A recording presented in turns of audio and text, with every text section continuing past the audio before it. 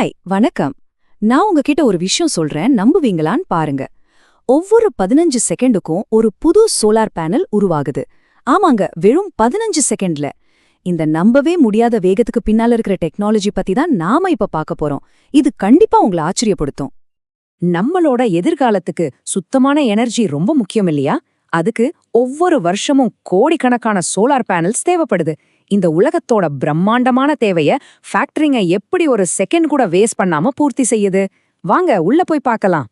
சரி, ஒரு நிமிஷம் யோசிச்சு பாருங்களேன்.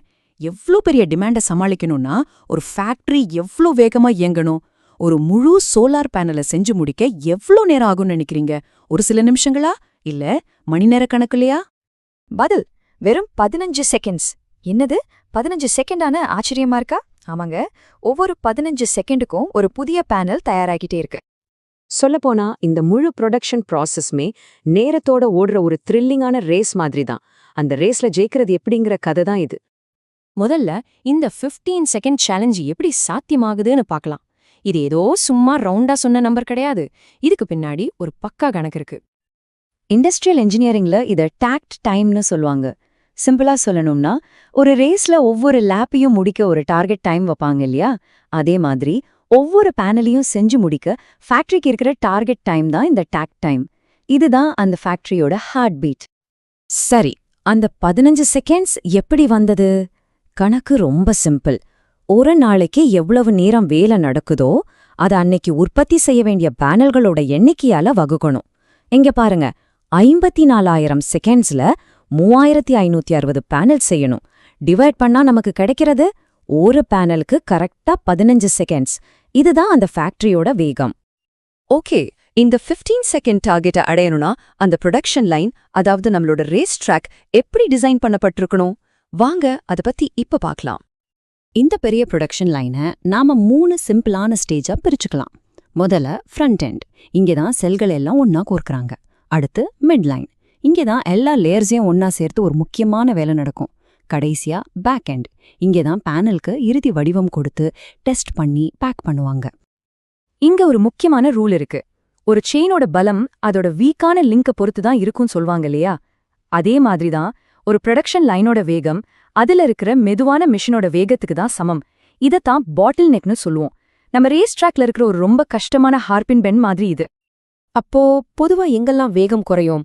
ஒன்னு ஸ்ட்ரிங்கர் மெஷின், ஏன்னா அது மெல்லிய கம்பிகளை ரொம்ப துல்லியமா இணைக்கணும். அடுத்து லேமினேட்டர், இது எல்லா லேயர்ஸையும் ஒன்னா சேர்க்க 12 நிமிஷத்துக்கு மேல எடுத்துக்கும். அடேங்கப்பா, இதுதான் இருக்கிறதுலயே பெரிய டிலே. கடைசியா ஃபிளாஷ் டெஸ்டர், இது ஒவ்வொரு பேனலையும் தனித்தனியா டெஸ்ட் பண்ணும். இந்த தடைகளை எல்லாம் கரெக்டா மேனேஜ் பண்றதுதான் இங்க உண்மையான சேலஞ்ச். வாங்க இப்ப ஒரு சோலார் பேனல் இந்த ப்ரொடக்ஷன் லைன்ல எப்படி ஒரு மின்னல் வேகத்துல பயணம் செய்துன்னு ஒரு குவிக் டூர் போயிட்டு வருவோம். இதோ பாருங்க, ஒரு பேனலோட ஜெட் வேக பயணம். முதல்ல செல்களை ஒன்னா கோர்க்கறாங்க. அப்புறம் கண்ணாடி, EVA செல்ஸ்னு எல்லாத்தையும் ஒன்னு மேல ஒன்னா அடுக்குறாங்க. அடுத்து லேமினேஷன் மிஷின் பயங்கரமான வெப்பத்துல எல்லாத்தையும் ஒன்னா உருக்கி ஒட்ட வைக்குது. அதுக்கப்புறம் ஃப்ரேம், ஜங்ஷன் பாக்ஸ் எல்லாம் மாட்டுறாங்க. கடைசியா ரொம்ப கடுமையான டெஸ்டிங்குக்கு பிறகு பேனலை பேக் பண்றாங்க. இந்த முழு பயணமும் முடியறதுக்கு வெறும் சில மணி நேரம்தான் ஆகும். யோசிச்சு பாருங்க. சரி, இவ்ளோ வேகமா பொருள் தயாரிக்கும் போது குவாலிட்டியை மெயின்டைன் பண்றது எவ்ளோ கஷ்டம். இங்கதான் அசலான சவாலே இருக்கு. ஸ்பீடு மட்டும் முக்கியம் இல்ல, பெர்ஃபெக்டான குவாலிட்டியும் ரொம்ப ரொம்ப முக்கியம். ஃபேக்டரியோட டார்கெட் பாத்தீங்கன்னா மலைச்சு போயிடுவீங்க. 98% அதிகமான துல்லியம் வேணும். அதாவது வேஸ்ட் ஆகிற மெட்டீரியல் வெறும் 2% கம்மியா இருக்கணும். இந்த அளவுக்கு வேகத்துல இந்த அளவுக்கு துல்லியமா இருக்கிறது தான் உண்மையான திறமை. இந்த மாதிரி குறைபாடுகளை தான் குவாலிட்டி கண்ட்ரோல் டீம் ஒரு கழுகு பார்வையோட தேடிட்டு இருப்பாங்க. உதாரணத்துக்கு, லேமினேஷன்ல சின்னதா ஏர் பபிள்ஸ் இருந்தா, இல்ல கண்ணுக்கே தெரியாத சின்ன விரிசல்கள் செல்லுக்குள்ள இருந்தா, இல்ல ஒரு பேனல் கொடுக்க வேண்டிய பவரை விட கம்மியா கொடுத்தா, அதையெல்லாம் உடனே ரிஜெக்ட் பண்ணிடுவாங்க. இந்த குவாலிட்டியை உறுதி செய்ய வழியில பல செக் போஸ்ட்ஸ் இருக்கு. டெஸ்டிங்னு ஒன்னு இருக்கு. அது ஒரு எக்ஸ்ரே மாதிரி செல்லுக்குள்ள ஒளிஞ்சிட்டு இருக்கிற சின்ன சின்ன விரிசல்களை கூட காட்டி கொடுத்துடும். அடுத்து ஃபிளாஷ் டெஸ்ட், இது ஒரு பிரகாசமான லைட்டை அடிச்சு அந்த பேனலோட உண்மையான பவர் அவுட்புட் என்னன்னு நொடி பொழுதுல சொல்லிடும். கடைசியா இந்த ரேஸ்ல ஃபேக்டரி எப்படி தன்னோட பெர்ஃபார்மன்ஸை ட்ராக் பண்ணி தனக்கு தானே மார்க் போட்டுக்குதுன்னு பார்ப்போம். எல்லாமே டேட்டாவை வச்சுதான். முக்கியமான மெட்ரிக் லைன் எஃபிஷியன்சி. இது ஒரு ரேஸ் டிரைவர் பிளான் பண்ண ஸ்பீட்ல தான் போறாரான்னு செக் பண்ற மாதிரி. அதாவது எவ்வளவு உற்பத்தி செய்யணும்னு பிளான் பண்ணாங்களோ அதுல உண்மையா எவ்வளவு செஞ்சிருக்காங்கன்னு ஒப்பிட்டு பாக்குறது. ஆனா எல்லா ஃபேக்டரிகளுக்கும் கோல்டு ஸ்டாண்டர்ட் எதுன்னா அது OEE தான்.